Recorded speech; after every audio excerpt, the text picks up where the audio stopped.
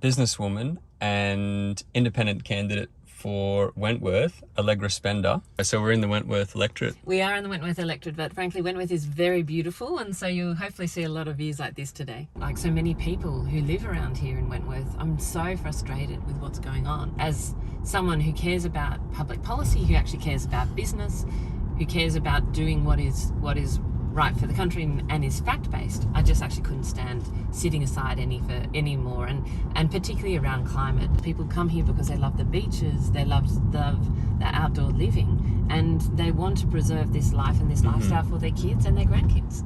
And that's exactly how I feel too. It drives me crazy to see that we are ignoring the science about what we need to do, and we're also ignoring the business opportunities, and that I can't stand it anymore, and that's why I'm standing. Yeah, we've got bigger opportunities in this country than any other country on the planet with regards to renewable energy, and those opportunities are being squandered by the current government. You know, Australia is incredibly lucky. We are one of the sunniest and windiest countries on earth. This is a unique opportunity for us to lead the world in what is going to be a mass decarbonisation across the world. And we are still fighting it, rather than actually saying, wow, this is an enormous opportunity. This is a chance for us to provide an economy for our kids and the future that they can really thrive in and can really work towards. And there's one of my posters. Oh yeah, that is too. And we actually just passed someone before in one of your t-shirts. Yeah, which is really wonderful. I have to say a big thank you to all the people in Wentworth who've got behind the campaign already. It's been amazing. It must give you a buzz when you see that. It does. Yeah. It does. I've seen like 300, 400, 600 t-shirt sales at some of these launches. Yeah, I think on the t-shirt sales metrics, it's looking pretty good. Yeah, it's feeling pretty good. What I hear from a lot of people who, volunteering for me, I ask them, look, why are you doing it? And have you done this before? And a lot of people say, look, I've never been involved in politics before. I've voted this way or that way, but I've never really want to stand for something, but I cannot stand it anymore. We need change, and this is too important. We've been kicking this can down the road for literally the last 15 years, and it's time that we actually dealt with it. Followed politics for 20 years, but I only actually got involved or politically active a couple of years ago, and I think everyone has their everyone has their entry point into a political group or organization, but once you take that step and you start meeting people in your local group, it's just incredible, and it gives you such a sense of purpose as well, which people are craving. Really, people kind of feel a bit helpless at the moment, but once you do step in and put your hand up, you do get that sense of purpose. Yeah, I think you're absolutely right, and you want, I think more broadly, we want Australian people to be engaged in politics. You want them to feel like what they do and say and how they vote really matters. And I think in a lot of seats, historically, people go, well, it doesn't matter what I do because this is a Liberal seat, this is a Labor seat, this is a National seat. It doesn't matter. And I think that the independent movement, the Cathy McGowan, who was such instrumental in really driving it, have proven that no one owns a seat, and that actually you need to really listen to the people in your constituencies, in the electorate you're fighting for, and make sure that you are really representing what they think. And I think that's where I think a lot of the momentum is coming, certainly from our campaign. Yeah, absolutely. And I was lucky enough to actually take Helen Haynes for a drive a few months back. Yeah. And we had a great discussion about the history of Indi and that incredible campaign that Cathy McGowan led, which really changed everything, didn't it? It did. It really did. And talking to Cathy McGowan about how she did it, she talks it was all about the volunteers. It was all about individual people standing up, putting their hands up, having people over, listening to the community, really basic grassroots work. Kitchen table stuff. Yeah, absolutely. Yeah. Kitchen table stuff. And I think they're huge lessons to be learned, and that's exactly the approach I'm trying to take in Wentworth. Dave Sharma's actually agreed to come for a drive as well, which is great. We don't have a date yet, but I'm really looking forward to that. Members like Dave Sharma, although they might be saying positive things, Dave Sharma actually has the same voting record as Barnaby Joyce when it comes to action on climate change. Look, I think that's absolutely right. And I think Dave Sharma has said the climate's important to him. But, what I think, certainly what I've heard from, people in Wentworth is say, look, it's, a lot of people have said to me, he's a nice guy, he's not objectionable, and I'm sure that's true. I haven't actually met Dave, but I think at the same time they're saying, look, but he says he cares about these things, but he's not driving these. And so, and that's the real frustration. It's like, well, why does he vote that way in relation to climate? Why does he vote with Barnaby Joyce and the Nationals?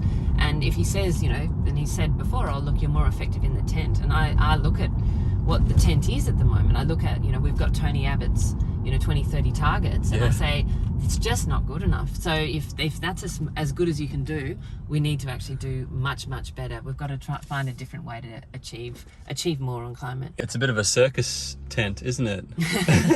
Feels like that. It's certainly been like that for the last few months. Yeah, and I'm sure that Dave Sharma probably does want to see more action on climate, but his hands are tied by his party, and that's really the benefit of being an independent, is that you can truly represent your constituents without having to toe the party line. Absolutely. And that's exactly what I want to do. People have asked me, oh, why aren't you standing, for the Libs? And other people have asked me, oh, other people said you sound like Labor. So, it's funny, everyone likes to categorise you. Yeah. And what I always say is that, look, I'm standing as an independent because at least I can actually speak for the community, and I can actually stand up and vote for what is important to that community, and I can be free to express myself. And I'm really bad, to be honest, personally, at saying something I don't believe in. Yeah. It doesn't work for me, and I'm not very good at it. Yeah, and to be successful in the major parties, you have to be good at that. Yeah, part of the deal. Yeah, the government promised that we would have a federal ICAC before the last election. It's now become apparent that that's actually not going to happen. So that promise has been broken as well. People want to see more integrity in our politics. So are you also hearing that in Wentworth? Integrity is mentioned to me almost as often as climate is, and I think people see integrity more than just federal ICAC, because I think that's really important, but it's actually a broader issue. What people are saying is that they want, whenever politicians are acting in the government's, in their interests or personal interests or party interests, not in the national interest, they have an issue. And I think it starts with, political donations. It starts with political appointments into sort of independent bodies. It's part of the, politicians leaving ministries and then going on to lobby the government back, as in sort of the revolving interest. door kind of thing. Absolutely. Yeah. The lack of control is about lying in political advertising, and it's about grants being made purely to try and buy marginal seats rather than actually what is important. And this drives people, I think, crazy, because it's about using taxpayer money, our money, for things that are not in our interest, that are in the interest of the parties. It's about appointing people onto government boards who are not there for the interests of the people, their interest of the parties. And people don't want that. Yeah. They've seen a lot of scandals this last parliament, and people are absolutely sick of it. Apparently there's billions of dollars of unallocated funds at the moment, which there's speculation that this is going to be used for pork barrelling in the lead up to the election. Absolutely, like $16 billion worth. The decisions made but not yet announced. That means effectively, how can we try and buy the electorate? And the same thing, you'll see that the government is ramping up its advertising, paid for by the taxpayer, but really to drive the government's agenda in a re-election mode. And these things, like everybody, the people I speak to in Wentworth have absolutely had it. I'm obviously a big advocate for seeing us transition to electric vehicles. Absolutely. And when you start to think about it, it's pretty incredible. So our cities are full of internal combustion petrol and diesel cars. There are millions that are in our cities across Australia and around the world.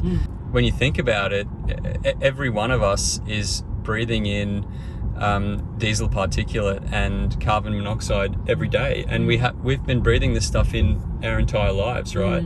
There's not a human alive on the planet who lives in a city who hasn't been breathing in exhaust pollution their entire lives. And when you think about it like that, it's quite horrible. But here's the opportunity, right? Once we transition to 100% electric vehicles, we're going to have pure clean air in our cities, and it's going to be the first time that we've had pure clean air in our cities for over 100 years. So there's no one alive who's experienced that. So what's that going to be like when we've got this amazing clean air and also no noise pollution as well? Look, I think that's incredibly exciting. Climate change is actually a broad issue. It is not just an environmental issue. It is not just an economic issue. It is also a health issue. There's also a link between diesel particulate and asthma and leukemia and even cognitive. It causes cognitive impairment. So this stuff is really nasty for all of us, and the faster we can transition to electric vehicles and get this pollution out of our cities, the better it's going to be for everyone. Absolutely. And I think this is why emission standards are really, really important. Australia actually has some of the smallest number of electric vehicle range available. So we've got about, I think, 40. The UK is about 130, and that's because we don't have effective emission standards. And emission standards will make sure that Australia isn't getting the sort of dirty end of the car manufacturing range, but we actually get the clean electric vehicles. But we just don't have those standards, and we're really out of step with the rest of the world. We essentially have the slowest rate of uptake of EVs in the world. And when you look at the countries that are leading on this, Norway, I just saw the numbers for January. They're at like 84% of new car sales in Norway are electric, right? That's amazing. Only 4% of sales in Norway in January were petrol and diesel cars. Wow, that is incredible. Yeah, and they're already reaping the benefits of that. So the air in Norway is something like 30% cleaner than it was just 10 years ago because of the increased rate of EVs. On top of that, I saw a couple months ago that someone in Norway posted on Twitter, so there was a huge amount of wind energy coming off the North Sea into the Norwegian grid, and it dropped the spot price of electricity down to something like 0.1 cents per kilowatt hour, right? And this guy posted a screenshot of the spot price, and he said, I've just fully charged my Model 3 Tesla for 10 cents. And this is what is terrifying the oil industry, right? Is that with the uptake of renewable energy, we're going to have an abundance of energy, and it's going to drop our power prices dramatically, and we're going to be able to charge our electric vehicles for a couple of bucks instead of paying ridiculous amounts for petrol and diesel. Absolutely. And look, I think that's about both costs of living. I mean, you've seen petrol's become really, really expensive, and a lot of people, again, are raising that with me as a concern.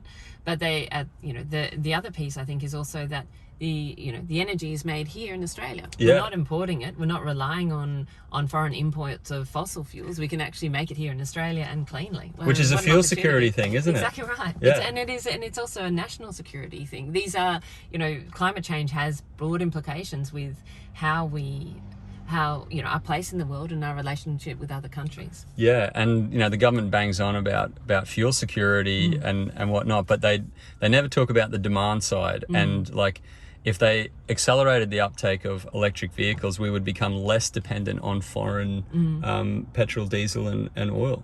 Absolutely right. What is the vision for business? We seem to be putting our energy and money around industries that are not going to be there in 10 years. We're not painting a picture and a vision for the future that business can really get behind. Yeah, the government seems to only want to support 19th century technologies like coal, oil and gas, putting billions of dollars of subsidies into those industries, ignoring these massive opportunities. It's 2022. It's time Australia stepped into the 21st century, isn't it? 100%. There's a big opportunity actually with female workplace participation. How do you get more women into the work and to stay in the workplace? And also, from an equity point of view, how do you make sure that all young people, and particularly those from low socioeconomic backgrounds, thrive and are able to build really good careers in the workplace? If all of the community is engaged, and has the skills and capabilities and the opportunities in the world of work, that's actually better for all of us. Absolutely. I actually had the privilege of meeting the former Prime Minister of Norway a few years ago. Oh, really? And actually had dinner with him. He was Prime Minister for 10 years and introduced a lot of the policy that Norway has around their families policy. And they have quite incredible policies like free childcare from age 1.